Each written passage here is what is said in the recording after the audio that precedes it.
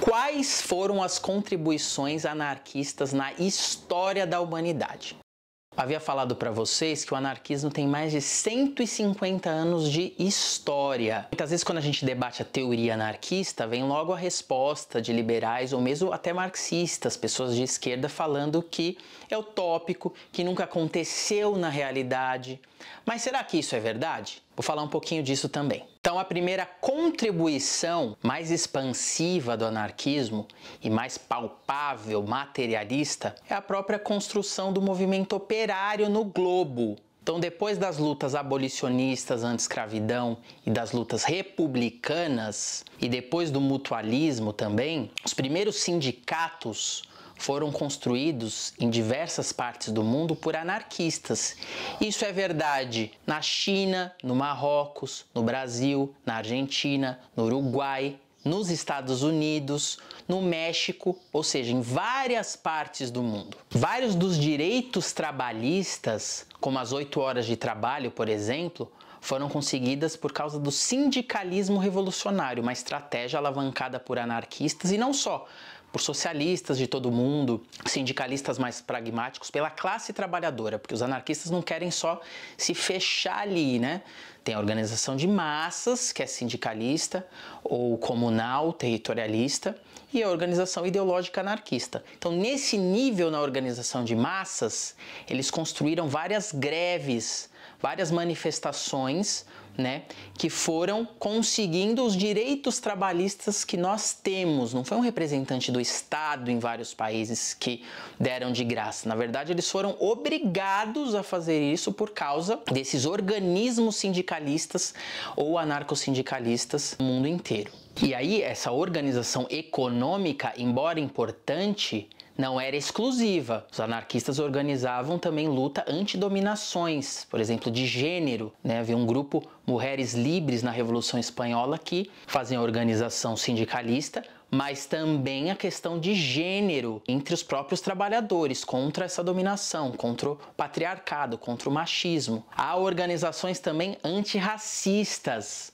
né? Pela questão racial, pela questão das minorias étnicas. E aí, se a gente for ver, foram os embriões dos movimentos sociais que nós temos hoje. Então, uma outra contribuição anarquista nesse nível. Os anarquistas lutaram também pelo internacionalismo, né? Que todos poderiam viver em todos os países que quisessem, que haveria uma troca de culturas, né? Porque o Estado-nação foi uma invenção da burguesia, dos impérios e depois da burguesia.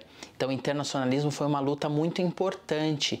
Depois esses direitos internacionais foram absorvendo essa luta que era do socialismo libertário.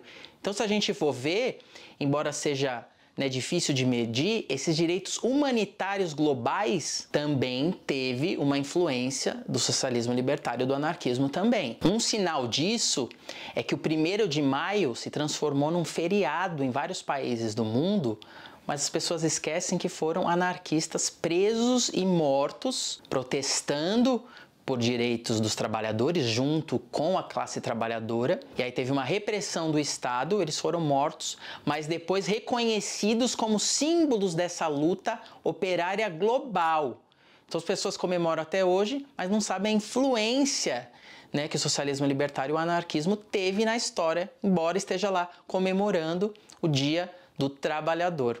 A segunda influência do anarquismo em nível global vai ser nas próprias lutas de libertação nacional. É isso mesmo. Como assim luta de libertação nacional? Os anarquistas são contra o Estado? É isso mesmo. Os anarquistas, gente, vão estar sempre à esquerda. Por isso que a gente fala que não é uma ideologia nem esquerda nem direita. Ele vai estar à esquerda. Então, por exemplo, contra os impérios, contra o imperialismo, ele vai estar com os republicanos pela libertação nacional, sim. Depois que vier a república, eles vão estar com os socialistas por uma revolução social, socialista. E depois eles vão estar pautando a autogestão, né, e não a centralização estatista. E sempre pautando nessas lutas, né, claro que não vão esperar, uma propaganda anarquista, uma propaganda libertária, mas na própria materialidade vão estar nessas lutas. Por exemplo, participaram da libertação nacional de Cuba, participaram da libertação nacional da China e de diversos outros países. E depois eles vão pautar a autogestão contra a centralização estatista. É claro que não é esquemático assim, não é gradual. Eles vão esperar cada revolução para pautar os métodos corretos para os libertários, que é a autogestão. Eles já vão disputar a autogestão nessa própria luta, mas vão participar sim, efetivamente, das lutas de libertação nacional. Isso foi verdade, por exemplo, no Egito, em Cuba, Filipinas, China, todos esses lugares e muitos outros, os anarquistas participaram nas lutas de libertação nacional, pautando a autogestão, disputando o seu programa, mas sendo contra o imperialismo e o colonialismo. Terceira que podemos citar é a influência antifascista. Nos filmes, colocam que os países libertaram os outros países do fascismo. Uma narrativa de esquerda mais autoritária fala que foi só a União Soviética. O Exército Vermelho foi muito importante para essa libertação aí do fascismo. Mas depois, vários países ficaram ainda com resquícios fascistas, inclusive até hoje, por isso que sobreviveu. E os anarquistas se organizaram, na época do fascismo, com as milícias, e também depois, pautando exatamente que o Estado não poderia destruir o fascismo. Era só a autogestão. Os sindicatos revolucionários, os movimentos sociais, tinham que criar uma cultura antifascista na base, e não de cima para baixo. Estavam certos nisso, porque não aconteceu a destruição do fascismo. Mas influenciam uma luta antifascista desde baixo, desde aquela época. Por exemplo, o primeiro organismo antifascista se chamava Arditi del Popolo, na Itália. Foi criado por um anarquista chamado Argo Secundário. Então, para você ver que essa é uma luta muito importante para os anarquistas. A gente pode citar a influência anarquista nas próprias revoluções socialistas. É isso mesmo, porque a base de várias dessas revoluções foi o movimento operário, que foi construído por quem em vários países? Pelos anarquistas. Os sovietes eram uma coalizão de anarquistas, socialistas revolucionários e marxistas. Então os anarquistas construíram isso. E em Cuba a mesma coisa, porque os anarquistas construíam o movimento operário desde o fim do século XIX, construindo a base para o que viria a ser as revoluções, que eles falam que tinha orientação marxista, mas que o marxismo se aproveitou dessa base operária, que era uma coalizão entre anarquistas e socialistas. E por último, a gente pode citar as próprias revoluções anarquistas. Isso mesmo, tiveram revoluções anarquistas, ou melhor, tiveram revoluções onde o caráter anarquista foi majoritário, porque para o anarquismo não existe isso de revolução anarquista, revolução socialista, tem que ter revolução social, o povo tem que estar na frente, Mas mesmo assim tiveram essas revoluções onde o anarquismo teve um destaque, digamos assim. Foram essas: Revolução Mexicana, por exemplo, de 1911 a 1913, no sul do México, uma posição mais radical que tinha influência do Ricardo Flores Magón, que era um anarquista e também indígena da região, tomou aquela região e autogeriu aquela região. Muito conhecida a atuação do Emiliano Zapata, que na verdade tinha influência anarquistas, mas não só, socialistas também, indígenas, enfim, mas teve essa tomada aí que durou esse pouco tempo, mas exercitou vários dos princípios ali e práticas, tanto anarquistas, mas também do povo que lutava ali, indígena também. A Revolução Ucraniana, de 1918 a 1921, na qual o exército do anarquista Nestor Makhno conseguiu ali libertar a região do Exército Branco, com apoio do Exército Vermelho, mas na região eles eram predominantes e eles iam nas comunidades libertando a população, destruindo as prisões,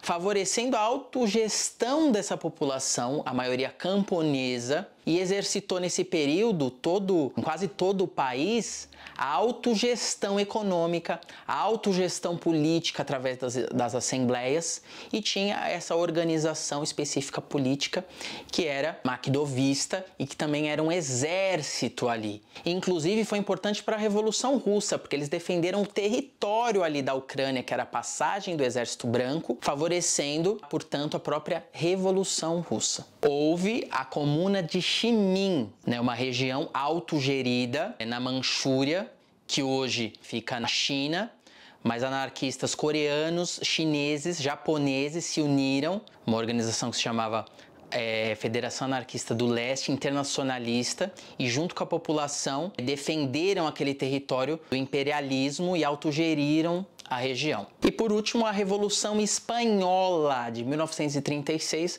a 1939, que anarquistas, socialistas de diversas vertentes, trotskistas principalmente, republicanos mais radicais, se uniram contra os fascistas ali na Espanha. Só que em várias regiões, como por exemplo Barcelona, a CNT, o anarcossindicalismo, era muito influente, predominante.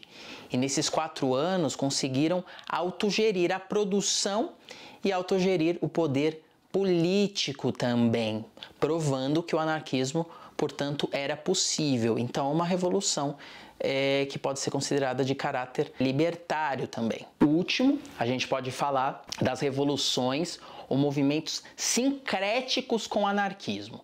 O que é isso?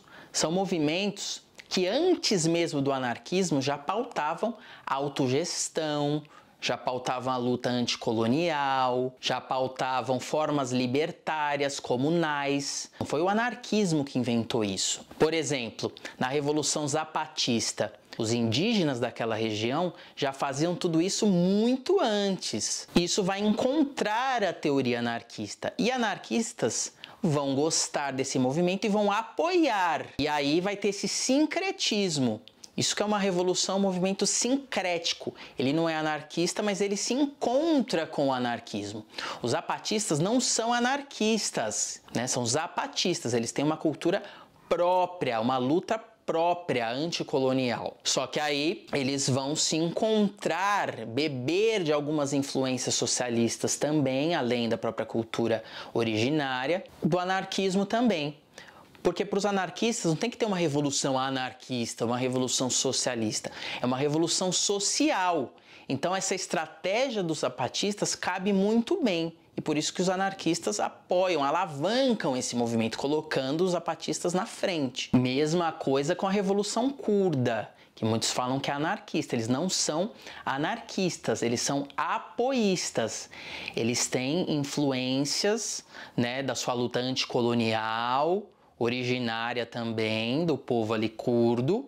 E aí eles vão ter influência, o seu líder, o Öcalan, da ecologia social, de métodos libertários, mas de métodos socialistas também, de diversas influências ali do continente asiático por libertação, que já tinha ali, na Península Arábica também. Então vai ter várias influências que vão construir essa luta, não só anarquistas, mas os anarquistas apoiam, porque é uma revolução que cabe muito bem dentro dos interesses e do programa anarquista, mas não é anarquista, mas ele é sincrético com o anarquismo. É isso, pessoal. Vou indicar na legenda livros, textos e também sites para vocês estudarem sobre a história do anarquismo no mundo, para a gente começar também a debater em diversos outros espaços. É isso, obrigado.